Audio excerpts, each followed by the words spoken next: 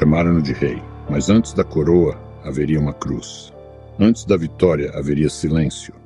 Esta não é a história de como Jesus foi louvado. Esta é a história de como ele escolheu sofrer e porque isso mudou tudo. Jerusalém estava cheia de expectativa. Peregrinos haviam chegado para a Páscoa, lembrando a libertação, lembrando a liberdade. E agora Jesus de Nazaré havia entrado na cidade.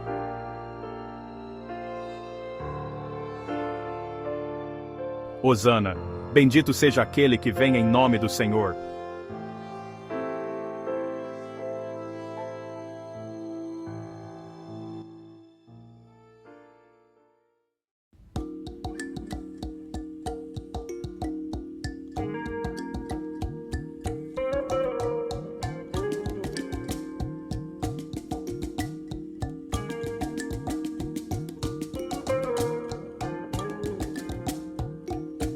Dois discípulos discutem as expectativas da multidão. Eles o recebem como rei. Sim, mas eles entendem que tipo de rei ele é.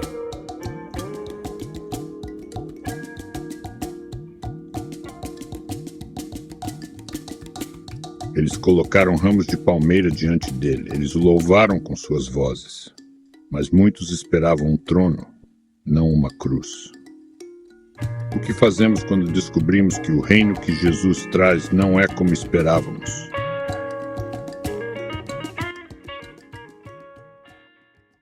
Ao cair da noite, Jesus se reuniu com seus discípulos num grande cenáculo. Ele lhes disse: Tenho desejado ardentemente comer esta Páscoa com vocês antes de eu sofrer. Antes de sofrer? Em seguida, ele pegou o pão, deu graças, partiu e o deu a eles, dizendo: Este é o meu corpo que é dado por vocês. Façam isso em memória de mim. Depois Jesus pegou o cálice. Este cálice é a nova aliança no meu sangue, que é derramado por vocês. Um de vocês que está comendo comigo nesta mesa vai me trair. Senhor, sou eu? O Filho do Homem vai como está escrito sobre ele, mas sai daquele homem por quem ele é traído. O amor foi oferecido livremente, mesmo para aqueles que ainda não entendiam ou apreciavam. Jesus compreendia a grande missão que tinha pela frente.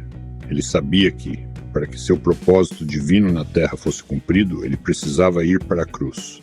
Ele conhecia a grande rejeição, a solidão e a agonia que o aguardavam. Ele tinha uma necessidade urgente de conforto, segurança e força de Deus, seu Pai.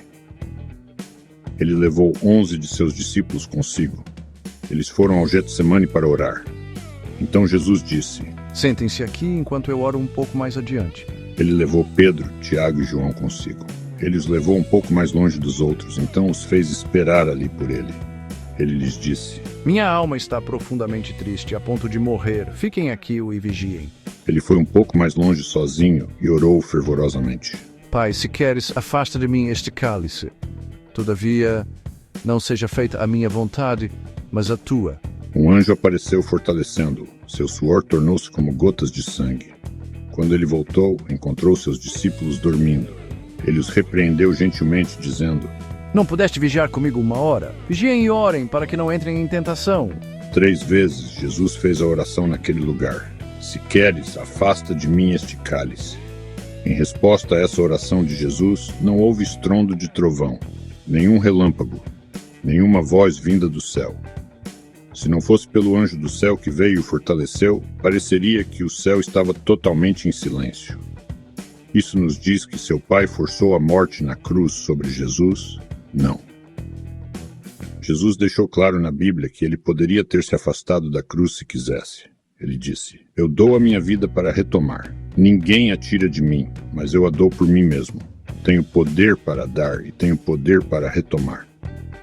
Meu pai me deu esse privilégio.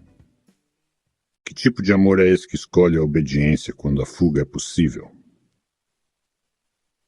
Enquanto ele ainda falava, Judas Iscariotes chegou, acompanhado por uma grande multidão armada com espadas e porretes, enviada pelos chefes dos sacerdotes e anciãos do seu povo. Agora ele lhes havia dado um sinal, dizendo: Aquele a quem eu beijar, esse é ele. Ele foi direto a Jesus e disse: Mestre, pelo beijou, Judas, com um beijo você trai o Filho do Homem. prendei-o, soldei-o. Senhor, devemos atacar com a espada? Guarde a sua espada. Acaso não beberei o cálice que o Pai me deu? E todos os discípulos fugiram. Pedro seguiu até o pátio do sumo sacerdote, mantendo uma distância segura. Uma empregada reconheceu Pedro do Getsemane, apontou para ele e disse: Você também estava com Jesus, o Galileu? Não sei do que você está falando. Este homem estava com ele. Eu não conheço esse homem. Um galo cantou. E Pedro se lembrou das palavras de Jesus. Antes que o galo cante, você me negará 3 vezes. Então ele saiu e chorou amargamente. Senhor, soluçando. Quando o fracasso encontra os olhos da graça, em qual deles acreditamos?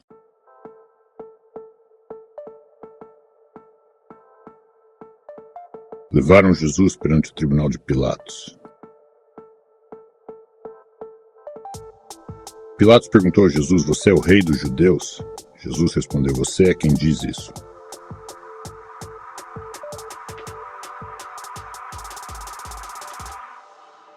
Os sumos sacerdotes e a multidão crucificam. Pilatos perguntou: Qual vocês querem que eu solte? Barrabás ou Jesus, chamado Cristo? Todos gritaram: Solta Barrabás, crucifica Jesus! Então Pilatos lavou as mãos perante a multidão, dizendo: Sou inocente do sangue deste justo. Quando nos deparamos com a verdade, Jesus, nós o aceitamos ou o rejeitamos? Quando sabemos o que é certo, ficamos com Jesus ou seguimos a multidão? Pisando carregar-se cruz buried. Salve, Rei dos Judeus. Eles o pregaram na cruz. A rejeição total foi de partir o coração, a crucificação foi brutal e a dor agonizante. Ele podia ver e ouvir aqueles que o estavam ferindo e matando. No entanto, ele não os odiou nem os amaldiçoou. Em vez disso, ele orou por eles, dizendo: Pai, perdoa-lhes, porque não sabem o que fazem. Havia 2 criminosos crucificados com ele, um à sua direita e outro à sua esquerda. Um deles lhe disse: Se você é o Cristo, salve a si mesmo e a nós. O outro criminoso crucificado do outro lado estava arrependido e respeitoso com Jesus. Ele implorou a ele, dizendo: Jesus, lembra-te de mim quando entrares no teu reino. Em verdade te digo que hoje estarás comigo no paraíso. A partir da 6ª hora, a escuridão cobriu a terra. Meu Deus, por que me abandonaste? Então deu seu último suspiro. Está consumado. A terra tremeu, o véu do templo se rasgou em 2.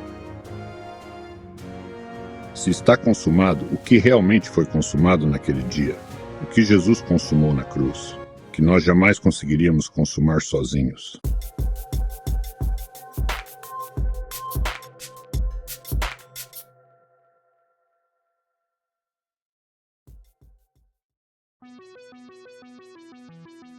It's burned it come.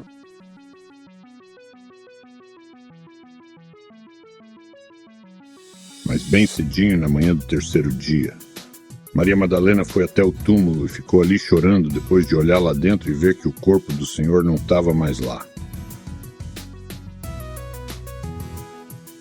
Ela se virou e viu Jesus parado ali, mas não sabia que era Jesus. Ele disse a ela: Mulher, por que você está chorando? Quem você está procurando?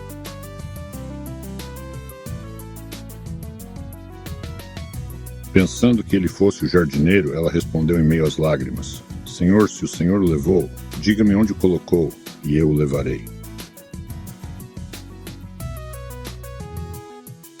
Jesus pronuncia o nome de o amor de sempre, Maria. Naquele instante, seus olhos se abriram, e ela o reconheceu. Maria correu e o abraçou, mas Jesus rapidamente disse a ela: Não me segure.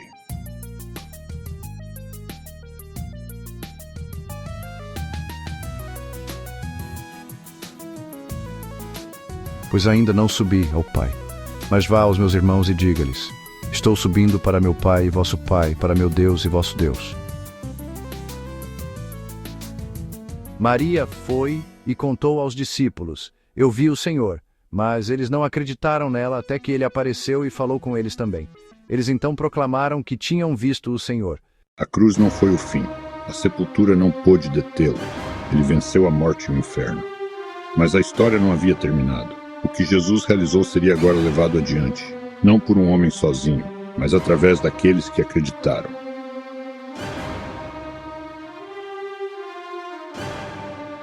Continuing to part 3.